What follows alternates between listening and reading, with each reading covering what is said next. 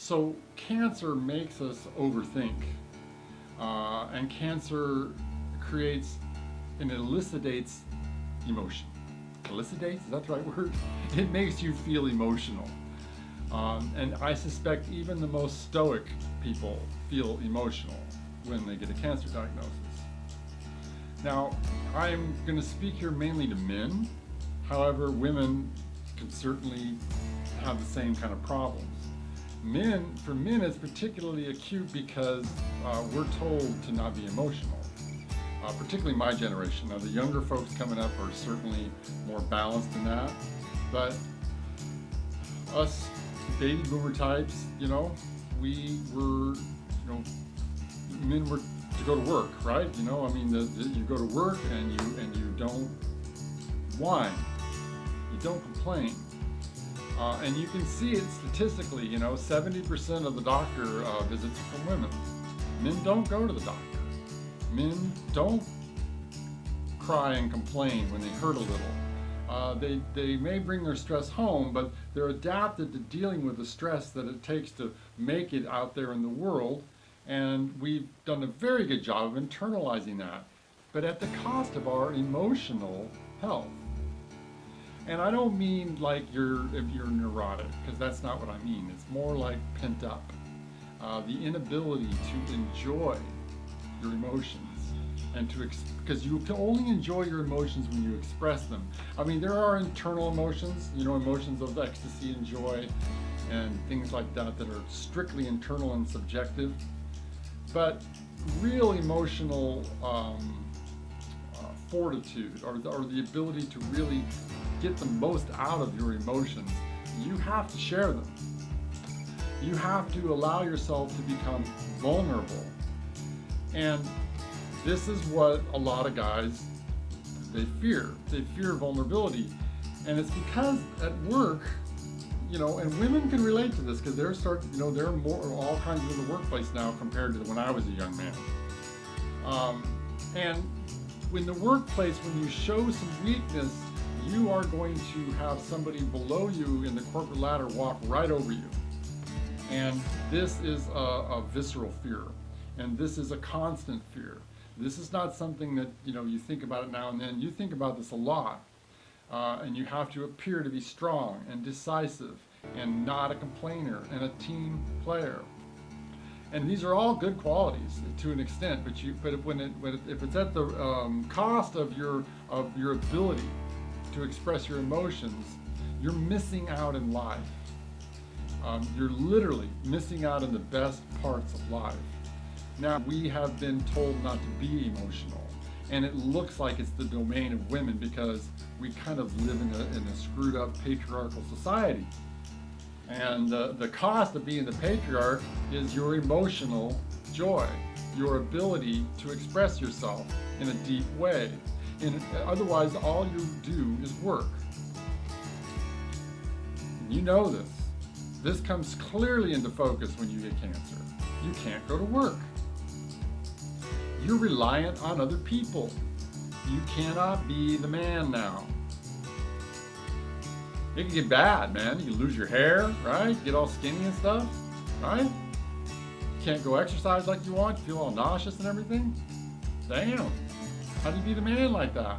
I mean, check it out. I got a feeding tube, right? Damn. It's not real sexy. How do you be the man?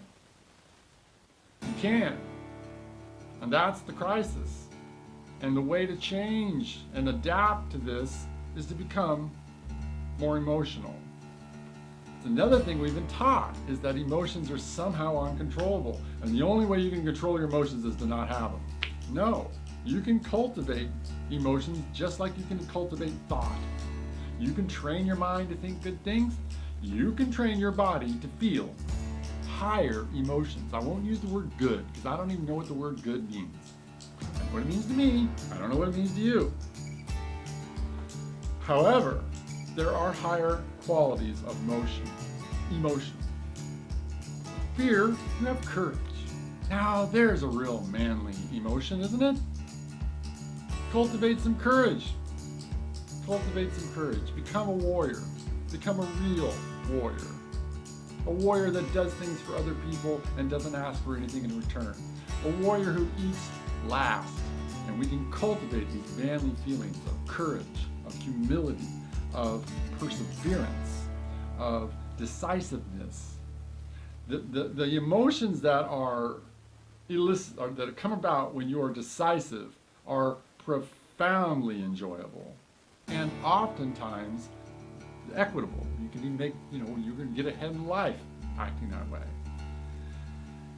So the point I'm trying to make is that we, as cancer patients, are going to bump into vulnerability and an emotional body that is yours that you may not have been that aware of is even there. Don't run away from it. Indulge yourself in this time period to get in touch with your feelings. Be vulnerable. Say what you feel. Tell people what you really feel. I mean, really feel. You love people, really tell them that you love them. You like being around people, tell them you like being around them. Compliment people on their attributes that you've been noticing your whole life and may have never said anything to them. Because if you don't, the time is short to do these things. And if you talk to anybody on their deathbed, the things they regret is the things they didn't say, the things they didn't express. It's not money. It's not job. It's not standing in society. That stuff fades in a hurry.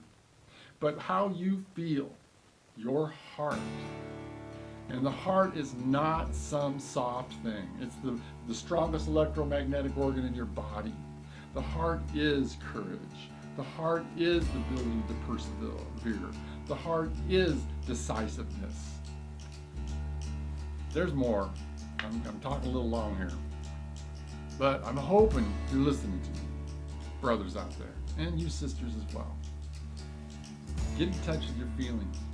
This cancer is trying to show you something, aside from just fear and maybe losing a bunch of money.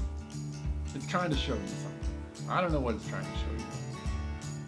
I didn't think I'd ever get cancer, and I'm amazed at what it's showing me, and I'm grateful for it. Odd as that sounds. Now, would I rather not have it? You bet. Hell, man, we were supposed to go traveling all summer long in our Sprinter van. Instead, what am I doing? Locked up here in the house? Huh. Yeah. At any rate, strive forward from your heart. Make decisions that matter in this moment. Don't worry so much about what society expects out of you, and try to deconstruct that and see that it really starts when you're really young. Is it really what you want? You really want to be a hard ass your whole life? It ain't worth it. I know it's safe, feels safe, but getting in touch with who you are before it becomes the five senses in your personality. Getting in touch with that energy that you are. And then see it start to move in your body, in your life, and realize, wow, that's a feeling. And that feeling is because of an emotion, some energy moving in your body. Get in your body, feel it move, feel that energy, feel those emotions, and express them. Have the courage to express what you're feeling. Have the courage to say things to people that may be bugging you real bad right now. Say it to them anyway, that you love them, that you care for them, that you're glad they're in your life. Do it in a good way.